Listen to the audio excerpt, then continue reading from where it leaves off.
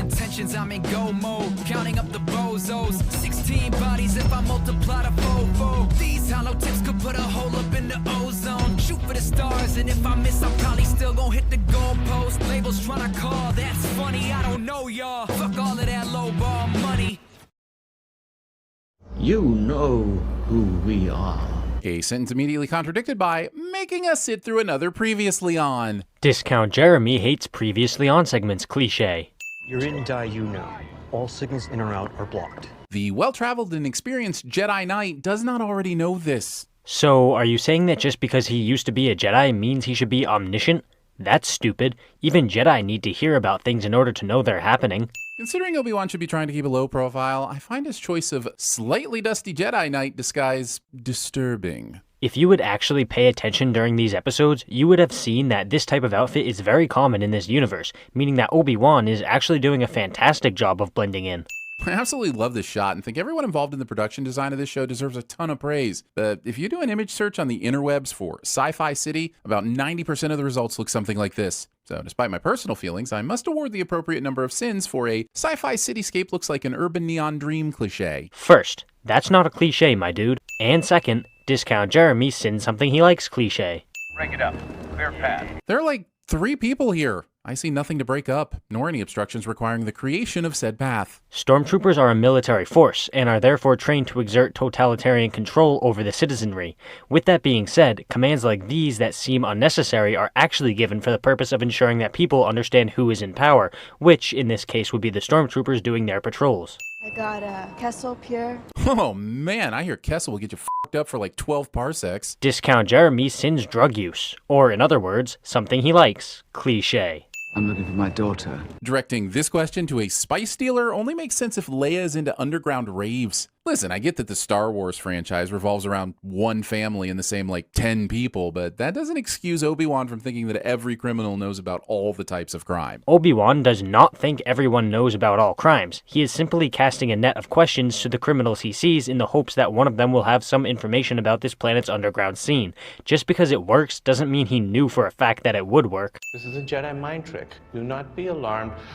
I am inside your mind. This is one of the few times I wish Disney actually would get inside my mind so they could hear me screaming, "Stop wasting Kumail Nanjiani!" How is this a waste? A comedian is playing a comedic role. I don't see the issue here.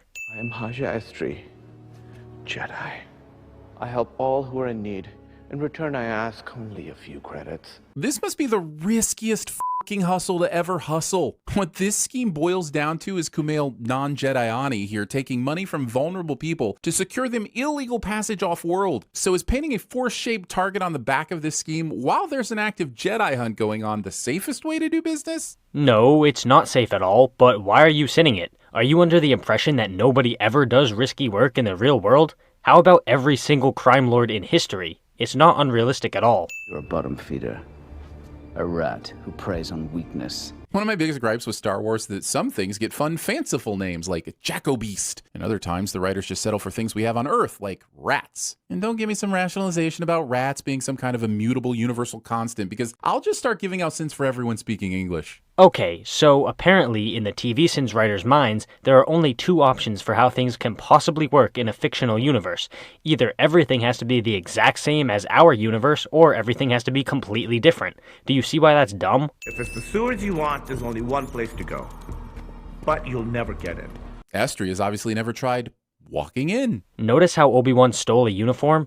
Yeah, that's why he was able to get in. He didn't just casually stroll through the front door. I know the whole point is that Obi-Wan's out of practice and not quite in tune with the Force anymore, but it just feels super jarring to see a Jedi in a fist fight. How is it possible for someone to say the reason why their next sentence is going to be stupid and then still say the next sentence without realizing what they did? I love this little detail of Obi-Wan hurting his hand when he slaps the Zabrakian on his horns. But why is he slapping someone this high up on their head to begin with? Obi-Wan is not a martial arts expert. He's been trained with a lightsaber and the Force, but he's never been formally trained in hand-to-hand combat, meaning that hitting someone in a weird area is perfectly realistic. Inquisitor, really figured you out. Bad guy exposits plot information to the protagonist because he's a staunch supporter of education. And yes, when the character motivations are thin, I'm just gonna add my own details. I was ready to agree with you until you mentioned the motivations being thin, which is simply not true. Reva wants to kill Obi-Wan in order to gain power within the Empire, and she hired a group of bounty hunters to kidnap Leia as a means of drawing Obi-Wan out of hiding. It all makes perfect sense. Where is the girl? She must be close. Doesn't matter. You're not getting out of here. But Kenobi will, of course, get out of here, because rather than tie him, it's much more fun to exposit just long enough for him to come up with a way to escape. The implication is that they were going to lock him in this room before he escaped. But Flea was being cocky after having caught a literal Jedi, which is what allowed Obi-Wan the time to get free. Well, everybody bleeds. All these fools let him reach into his pockets, hold this jar of spice in front of their faces, and deliver this line because the script told them their plan was foiled and they were to do nothing about it. Sure, it sounds really bad when you say it like that, but if you would actually watch the episode you're sitting, you would realize that the bounty hunters most likely did not see him reach into his pocket, and he delivered that line while taking out the bottle of spice, leaving only a split second or two for them to react. Thinking any bounty is more important than finishing your barbecue, and that I'm not ready and willing to sin every single time a series has a character leave their meal completely untouched. A whole bunch of bullshit. Don't smell anything. Don't look at anything. Don't touch anything. The Kindergarten Jedi portion of the episode goes on for all the unoriginal who the f*** asked for this amount of some time. Would you care to explain how it's unoriginal? Seriously, you just randomly throw accusations at episodes and expect them to be true, but you never actually explain why they're valid sins. I let your parents know you're safe. So we're just gonna forget about the whole... You're in die you know. All signals in or out are blocked. Can't even blame it on the plot because Obi-Wan updating Leia's parents doesn't really change a damn thing. That's actually a good sin. Well done, guys. Stop! This Gorn trooper inexplicably does stop long enough to allow Leia to get out of the way and then also manages to miss Obi-Wan despite him being in wide open air. First, just because we're shown Obi-Wan saying stop after we see the bounty hunter readying his weapon does not mean that's the actual order those events happened in. The bounty hunter presumably was readying his weapon while Obi-Wan said stop. And second, Discount Jeremy is yet again expecting everyone to have impeccable aim. He's failing to understand that they're currently in the dark and a pretty decent distance apart. Dual-wielding blasters, but only shooting one at a time. Pointing things out on the screen. I'm not going to stand here and say this doesn't look cool, but I will stand here and ask why it was any better than just jumping over the damn thing. Discount Jeremy sins something he likes cliche.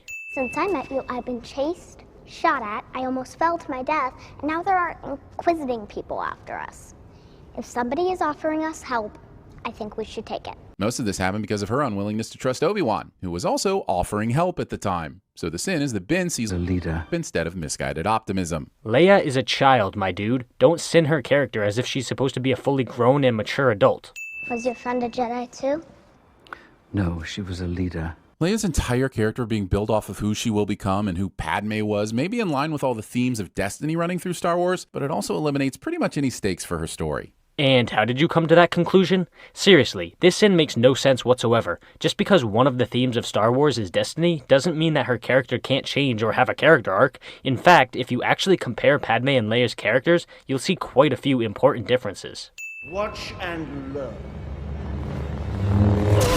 Stabbing your GI in his GI. Making a dumb joke that nobody laughed at. We will destroy you! Since the time and place of said destruction are already known to most viewers, this threat carries very little weight. This sin basically sounds as if he's saying a character shouldn't say a line of dialogue because of something that happens in the future of their story, which is stupid because the character obviously doesn't know that event is going to happen. The look on my face after realizing this season will not be an original story, but mostly tie-ins to the original trilogy, somehow makes it into the episode. What the fuck? How is it not an original story? Just because the characters are from other stories doesn't make this story unoriginal.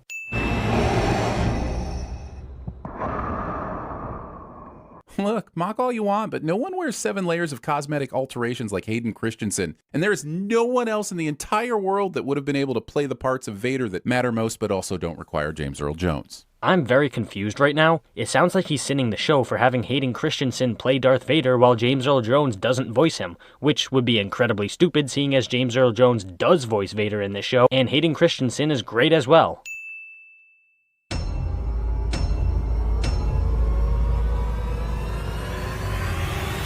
Hello there.